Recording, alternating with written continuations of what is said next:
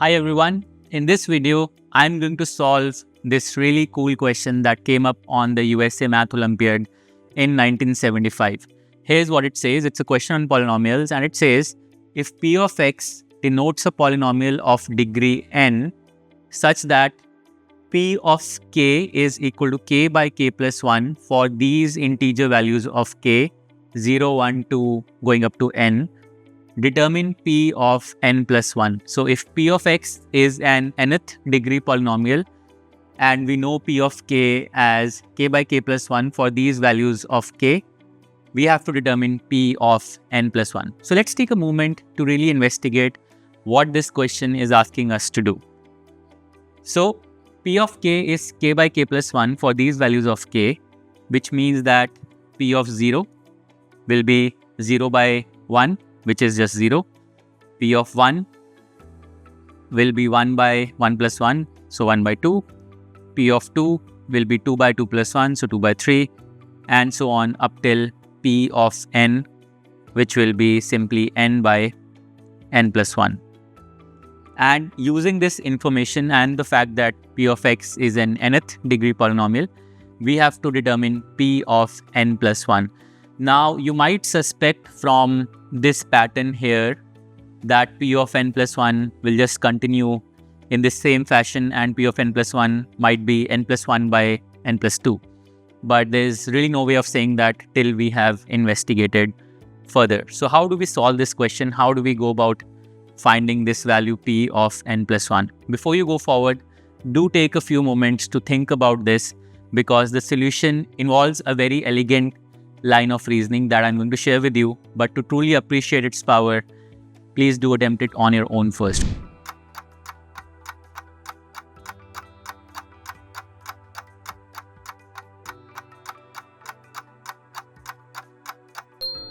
Okay, now the thing about polynomials is that it's easy and powerful to understand how polynomials behave, what their nature is, what their aspects are if you know the zeros of the polynomial.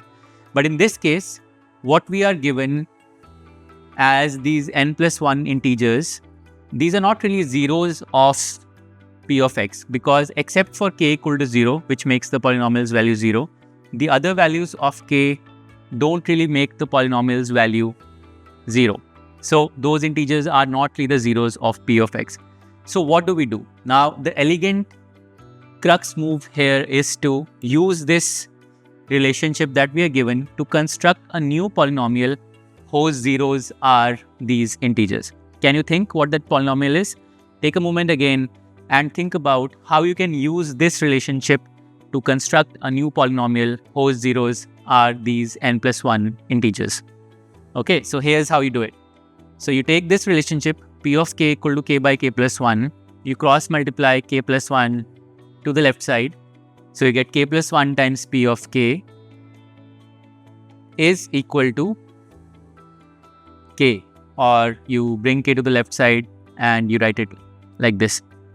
And now what you observe is that this expression is actually a special case of the expression x plus 1 p of x minus x when x is substituted as k. And this is equal to 0. And now what we can say is that this equation here is satisfied for these n plus 1 integer values of x. So if you substitute x equal to 0 or x equal to 1 or x equal to 2 and so on up till x equal to n, this equation should be satisfied.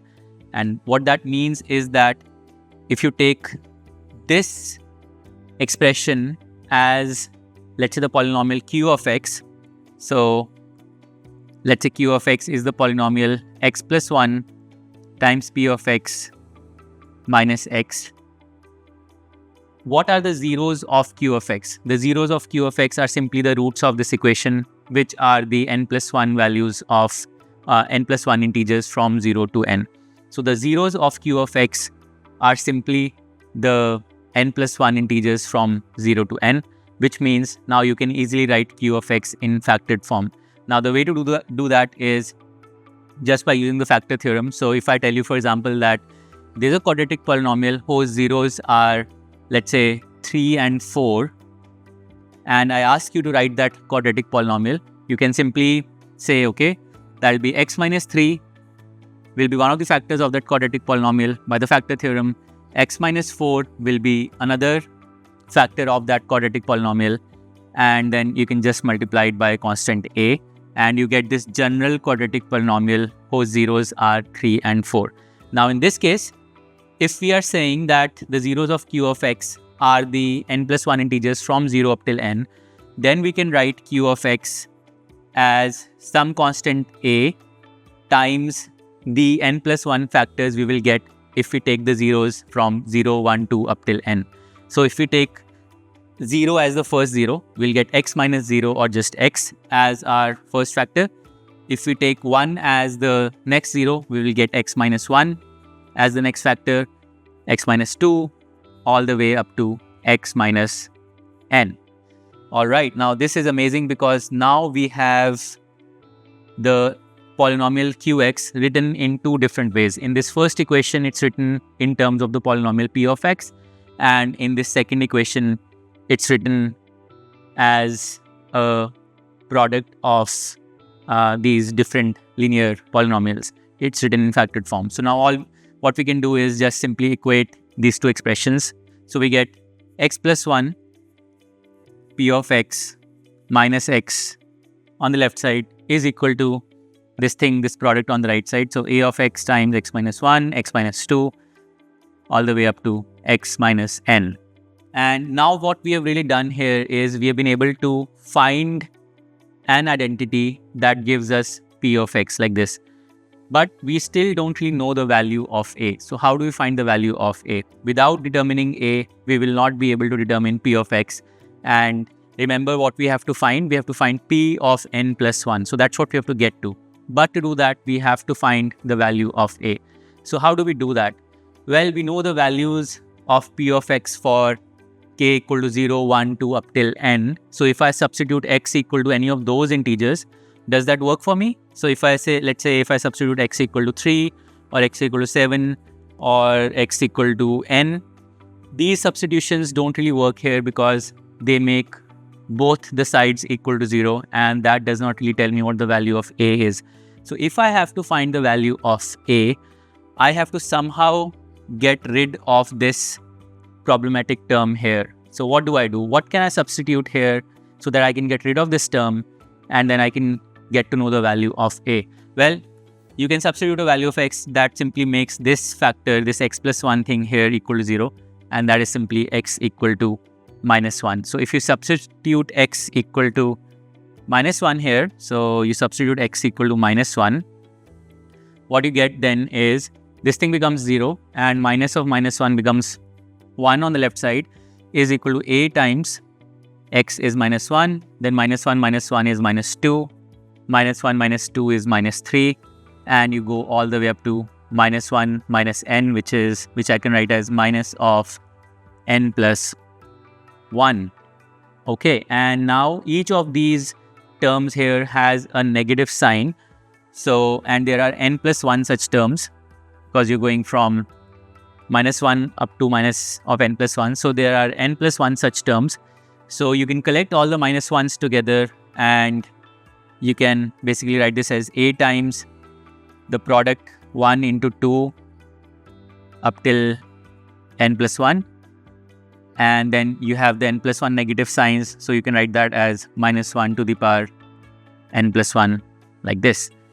And what this is then is a times n plus 1 factorial times minus 1 to the power n plus 1.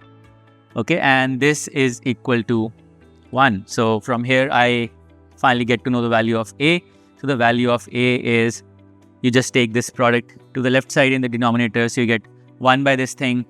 So you get 1 by n plus 1 factorial and minus 1 to the power n plus 1 you can write in the denominator, but it also works if you write it in the numerator. So you can just say minus 1 to the power n plus 1 in the numerator. And you should just take a moment to reflect why it works if I write this in the numerator as well. So that's your value of A, which means that in this identity now, you know the value of A, and now you have to finally find the value of P of n plus 1. So you can just substitute x equal to n plus 1. And where will you do that? So you can just substitute x equal to n plus 1 into this identity. And what do you get then? So let's do that. On the left side, you will get x equal to n plus 1 gives you n plus 2 times p of n plus 1. So I'll write it here. N plus 2 times p of n plus 1 on the left side minus x, which becomes minus n plus 1. Okay, and on the right side, you have a, whose value we have calculated, which we'll just get to, times n plus 1 into n minus 1 all the way up to 1. So on the left side, on the right side, you get the product. This product is the product of the integers from n plus 1 up till 1, which gives you n plus 1 factorial. So a times n plus 1 factorial. So let's just carry over this relationship that we got here down to the bottom of the board. So we have n plus 2 times p of n plus 1 minus n plus 1 on the left side is equal to, let's just take a look again, a times n plus 1 factorial on the right side. But a times n plus 1 factorial from here, if you multiply a with n plus 1 factorial, is simply minus 1 to the power n plus 1. Alright, this is amazing because now we can just move this term to the right side and then divide by n plus 2 to get the value of p of n plus 1. So let's do that. And we get p of n plus 1 is equal to n plus 1, this term moved to the right, plus minus 1 to the power n plus 1 by this thing, n plus 2 here. And that's our answer, but you could potentially simplify it further by looking at what happens if n is even or n is odd. So let's say if n is even, then n plus 1 is odd. So minus 1 to an odd is minus 1. So in the numerator, you'll get n plus 1 minus 1, which gives you n. So you get n in the numerator and n plus 2 in the denominator. And if n is odd instead, then n plus 1 is even. So minus 1 to an even number is 1. So you get n plus 1 plus 1, which is n plus 2 by n plus 2. So you get 1 in this case. So finally, p of n plus 1, which is what we were supposed to find, is n by n plus 2 if n is an even integer, and it's 1 if n is an odd integer. And that basically concludes the solution to our problem. Alright, so let me just take a moment and quickly recap what we did and what were the most important steps here. So we were supposed to find p of n plus 1 given that p of k was k by k plus 1 for these n plus 1 integers. And what we really did here, the secret step here, the crux move as they call it here, was to use this relationship here to construct a new polynomial q of x, whose zeros are the n plus 1 integers from 0 to n.